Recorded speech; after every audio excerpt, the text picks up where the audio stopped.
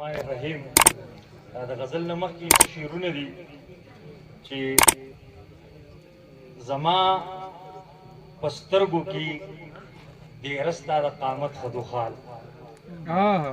زما په سترګو کې ډېره ستا د قامت خدوخال کېټو که ډېر لوی شي په دوه ګوتې تصویر کې راځي زما په سترګو کې ډېره ستا د قامت خدوخال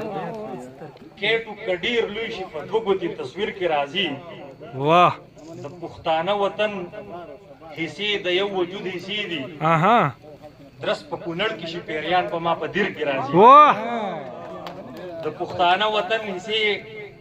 د یو وجود حصې دي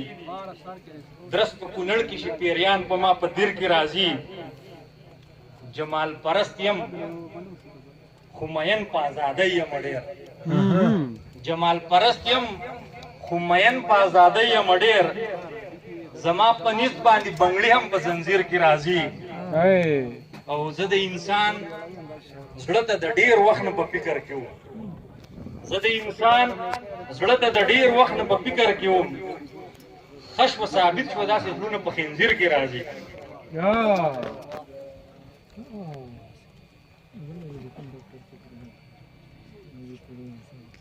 بل شعرونه دي چې زه څومره راغلم لاړم د دې نه تپوس وکړه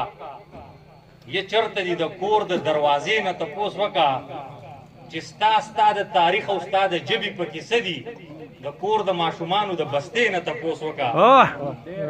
او دوه شعرونه نور دي چې څه غاړه یې پتیره او څه غاړه خمیره ده په یو وجود دننه د ازدادو مجموعه ده صورت یې د بشر دی بصیرت یې بیخي شر دی شماله د څه خلکو د سافټویر مسله ده دا یو غزل ویم سره چې په سپارو خپومو د مرام د غره ګړنګ ووهو په سپارو خپومو د مرام د غره ګړنګ ووهو مونږ په سپینو بیرغونو باندې جنګ ووهو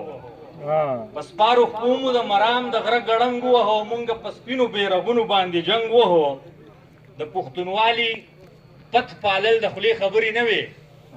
ډېرو ښاغلو شملورو پکې لنګ ووهو د پښتونوالي پت پالل د خولې خبرې نه وې ډېرو ښاغلو شملورو پکې لنګ ووهو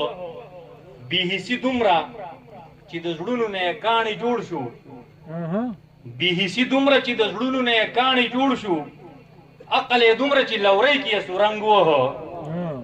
بې حسي دومره چې د زړونو نه یې کاڼي جوړ شو عقل یې دومره چې لورۍ کې یې سورنګ ووهو څه په ډوډۍ کې ذایقه وه ستا د سرو لاسونو څه په ډوډۍ کې ذایقه وه ستا د سرو لاسونو او څه مې مخې ته په انګولي کې لونګ ووهو څه په ډوډۍ کې ذایقه وه ستا د سرو لاسونو او څه مې مخې ته په انګولي کې لونګ ووهو دی ځینو لا دارو ګڼم پردی سپیړي دی ځینو له دارو ګڼم پردی سپیړي خوشاله مله خوشحال خان شو چې اورنګ ووهو دی ځینو له دارو ګڼم پردی سپیړي خوشاله مله خوشحال خان شو چې اورنګ ووهو او شعر دی چې څه ناڅاپي مخې لرالې د خدای کړو ته ګوره څه ناڅاپي مخې لرالې د خدای کړو ته ګوره په زړه مې هولي شوه باقي ګوني مې رنګ ووهو آخري شعر دی چې په پن کې هم شماله ټول خلکو دوه قبیلې چا د لفظونو حرمت وخوړ چا آهنګ ووهو ډېره مننه